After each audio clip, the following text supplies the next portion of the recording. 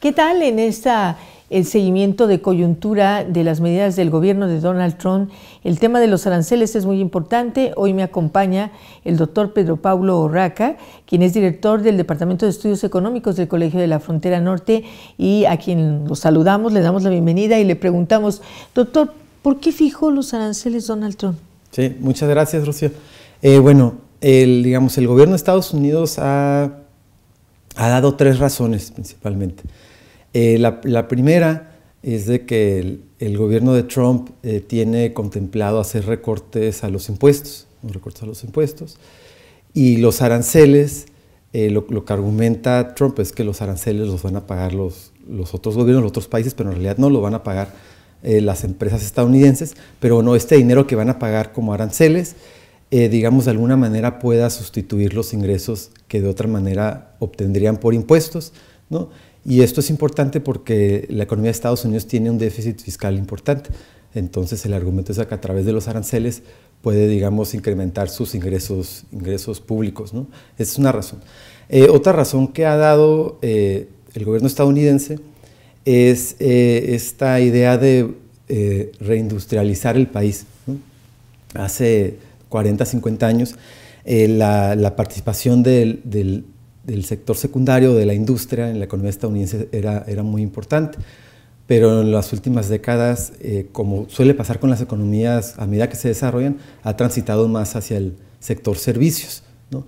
Entonces, esta idea de que mediante los aranceles, empresas que en décadas anteriores se fueron a otros países, a México, a China, puedan regresar a Estados Unidos y se pueda, volver a crecer más la industria.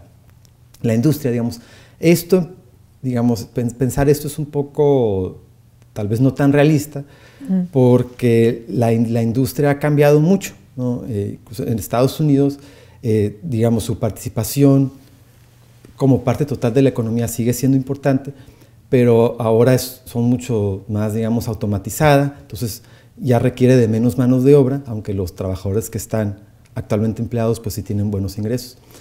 Entonces, este es un segundo factor. Otro tercer factor que han mencionado es que lo que ha comentado Trump es de que el intercambio que tienen con otros países es injusto, que a lo mejor Estados Unidos pone aranceles muy bajos a otros países y otros países ponen aranceles muy altos. Entonces, que esto es de alguna manera para negociar, meter presión a estos países para que bajen sus aranceles y también para que tomen medidas que, pueden ser útiles para los intereses de Estados Unidos, como por ejemplo combatir la migración o esto del tráfico de drogas, ¿no? Entonces esos son los tres argumentos principales que han dado. A México y a Canadá quedaron de alguna manera exentos, entre comillas, de alguna manera exentos de los aranceles. ¿Esto obedece a qué causa? Sí, los principales socios comerciales de Estados Unidos es México, Canadá y China. Entonces, cualquier arancel que pongan a esos países, los estadounidenses es donde más lo van a sentir, ¿no? En el caso específico de Canadá y México, dado los altos flujos de comercio entre los tres países y la integración económica que existe en América del Norte, imponer aranceles considerables a México y a Canadá generaría presiones inflacionarias muy importantes sobre la economía estadounidense. Y recordemos que los altos niveles de inflación fue de los puntos que más le criticaron a Biden. Entonces, posiblemente, si se volviera a repetir este escenario de alta inflación en Estados Unidos, pues podría mermar un poco la popularidad de Trump, ¿no?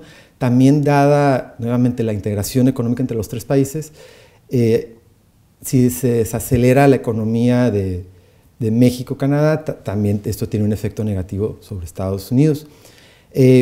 Otro punto importante de por qué fueron exentos estos dos países es por el TEMEC. Alrededor del 90% de lo que se intercambia, o más bien dicho, de lo que México exporta a Estados Unidos, está cubierto por el TEMEC, ¿no? que el tratado, este tratado comercial se basa en la lógica de esta reciprocidad, ¿no? De donde si nosotros no le cobramos a Estados Unidos aranceles por lo que ellos exportan a México, México tampoco le va a cobrar Perdón, si México no le cobra aranceles a Estados Unidos a lo que nos ven a nosotros, ellos tampoco nos van a cobrar a nosotros. Entonces, bueno, es por el TEMEC, pero importante recordar de que no todo está cubierto, ¿no? Se mantienen los aranceles de 25% sobre el aluminio, el acero y la industria automotriz, la cual es clave ahora sí para México, ¿no? Y para América del Norte.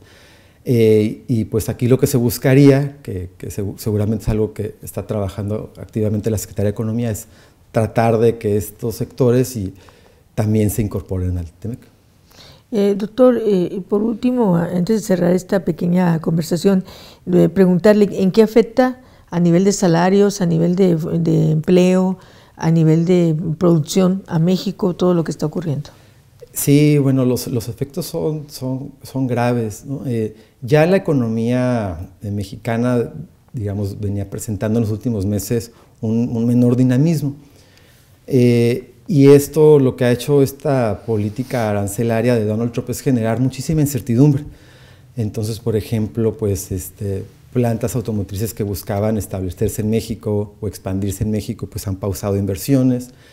Y no sé, en el sector manufacturero a lo mejor si algunas pensaban, por ejemplo, expandirse, poner otra nave industrial, esto pues se han frenado o digamos tal vez no de manera generalizada, pero sí en casos específicos que llegan a ser significativos.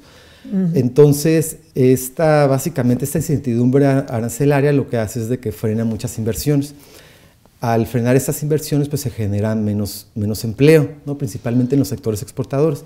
Se estima, por ejemplo, que en el 2025 se generen alrededor de 150,000 empleos formales en México, lo cual es un número significativo, pero probablemente insuficiente para los que requiere el país. Entonces, al generarse menos empleos, digamos, hay una parte de la población que pues, no va a tener empleo, esta gente pues, no va a consumir, no va a tener ingreso, se reduce la masa salarial.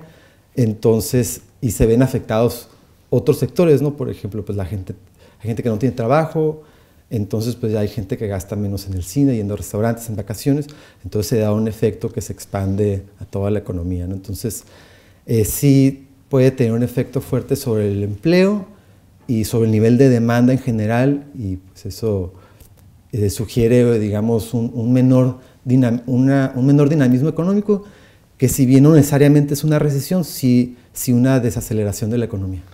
Oiga, doctor, en ese sentido, una precisión, es decir, entonces estamos ante la antesala de tiempos muy difíciles.